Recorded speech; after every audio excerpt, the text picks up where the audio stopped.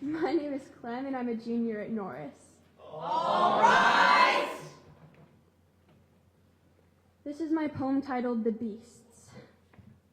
The people are praying in their homes, eyes down, tears streaming, voices broken like a holy vow, whispers rise and fall. They are not pleading for salvation, they are asking for time.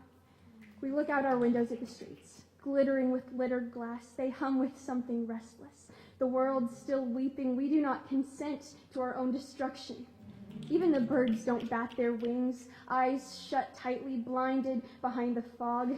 They just sit there, stilled. They know better than to move. All this to say, I woke up on my 17th birthday, the 6th of November, sick and sweating, glass crunching beneath my bleeding palms as I scrolled through the polls, piles of broken promises, grieving as if the heavens themselves had shattered, spilling across the pavement and staining my shoes with the imaginary blood of the cross. I stare at the rainbow that used to hang in the sky, sworn by my Lord centuries ago, drenched in the floods of 40 days and 40 nights. And now here I stay, taking deep breaths as the smoke of a burning flag flies across the wind. I watch the ashes flickering, fleeing the scene of a crime. I thought Jesus swore under oath to protect the people, left hand on the holy word, and one set of godly fingertips pointed sky high. Or maybe he didn't place his hand on the Bible either. They keep their pet beasts in snarling cages as they smooth their leather leashes, grinning like they mean well, like the snapping jaws behind them are only faith, only nature, but we all see their bloody teeth. Freedom doesn't ring in the ears of children sitting silently beneath their desks, whispers too soft to rise, prayers stuck in their throats, the windows rattling. They clutch their palms together like a shield.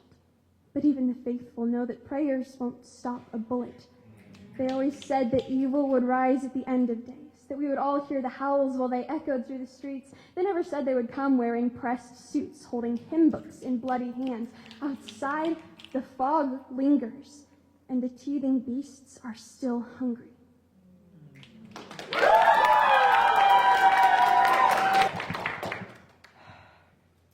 Hi, I'm Sophia Martin from Lincoln East. Who is that diva? And I'll be reciting my poem, Infected. Opheliocordycepsis unilaterus, a parasitic fungi that takes over an ant's body and uses it to spread its spores, only ending once the ant is dead. Mobile telephone, a parasitic device that takes over a human's mind and uses it to spread consumerism, only ending once the human is dead. The infected ant's behavior changes. Its work is impaired. They distance from the colony. They distance from safety. They distance from their purpose. The infected human's behavior changes. Work is impaired. They distance from the community. They distance from their goals.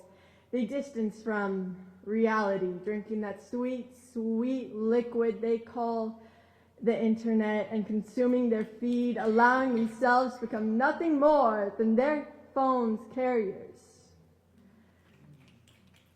The infected ant is identifiable by the permanent attachment to their head and their detached behavior. The infected human is identifiable by the permanent attachment to their hands and their detached behavior, slowly forgetting the outside world, slowly forgetting the reason they resorted to looking at their phone. Why is it that we allow a phone to take over a person's life no differently than how an ant becomes a zombie ant?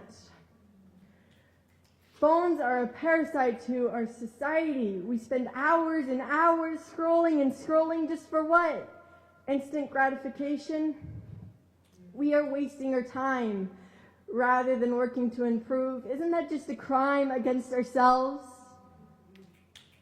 I too am infected with this phone parasite. I wake up checking the time, I'm on my phone. I eat watching TV, I'm on my phone. I socialize texting, I'm on my phone. I go to bed looking up how to sleep, I'm still on my phone. Luckily, we aren't ants with the deadly parasite. We're people with misfused bones. I don't want to end the same as them, so I'm changing my views. I will not be condemned, so I will start anew. What about you?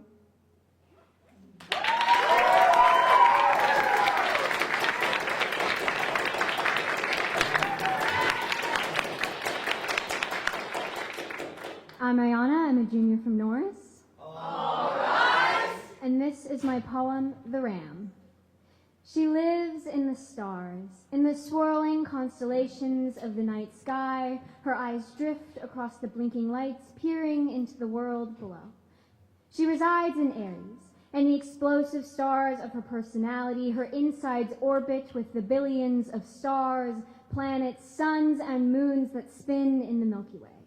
She inhabits space, the empty vacuum of dust, a vacant volume fueling her ram-like tendencies, forceful asteroids in Saturn's rings. She lives in the night sky. Her bright lights shine down into Earth's atmosphere. Her asteroids clash, shattering into fractures, scattering debris. Her planets change their climates and storms as time moves. She is every piece of the universe we reside in. Every planet that orbits the sun, every supernova, every suffocating black hole. She is the constellation of stars, and they are her.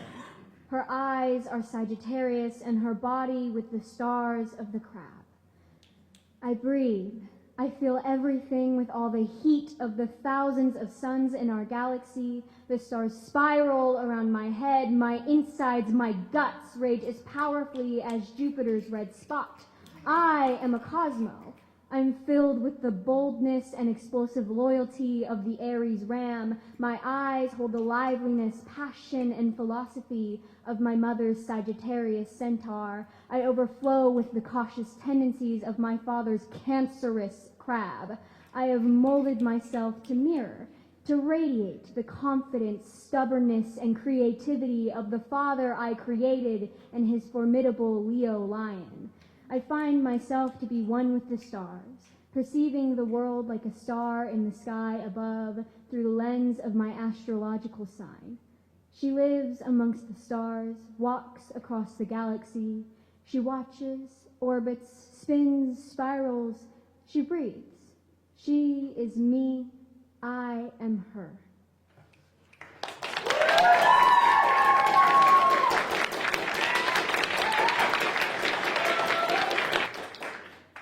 Hello, my name is Jason. I'm a senior from Grand Island Senior High. Lucky duck. And I'm presenting my poem, Here's to Hoping. People are the cruelest. Just look at our teens and elders, targets for anger strapped to a shattered mirror, now reflecting a full chamber with a not-so-empty casing compacted with gunpowder and expectation and shot at a diameter of 0.308 millimeter at a distance of you should have been better. Oh, because they didn't want to watch how you never got the 9 seconds to take the 8 short steps, to take the 8 small breaths, to call an institution meant to help you, but instead they lock you in a room padded with the words, why are you, you? For the institution no longer sees what is true, because we as people now wear the coldest eyes, no longer windows.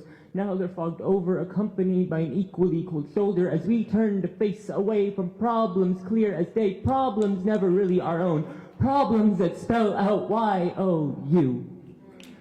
But really, what can I say to these problems worsened not only by time as it continues to pass us by, yet we remain lost in our past as we shepherd a blindness, no longer lambs full of wool and harvest, but goats to distract the wolves from the problems of the mass.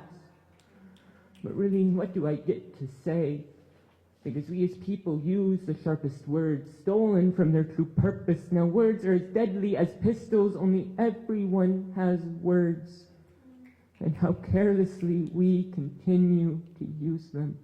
Not everyone gets to keep their lives. But really, what am I allowed to say? Because even though we're all different in our own unique little ways, for some reason that's not okay. For diversity, apparently, is just another invitation to disease, for when everyone is the same, no one will think freely. And that's what our majority craves, for queer to be a skeleton forever in the closet, for color to be forgotten on the bloody, scorching fields, for women to be just another ingredient on the kitchen counter, and for equality to be forgotten like Babylon, and basic human decency and sameness to be spread worse than the chicken pox by bodies not meant to be here or there, by bodies making decisions for the young by the old, for the female by the male, for the queer by their cisgender peers. And really, this so-called disease, it's the bias we hide within like a rotten tomato that ends up taking the whole damn...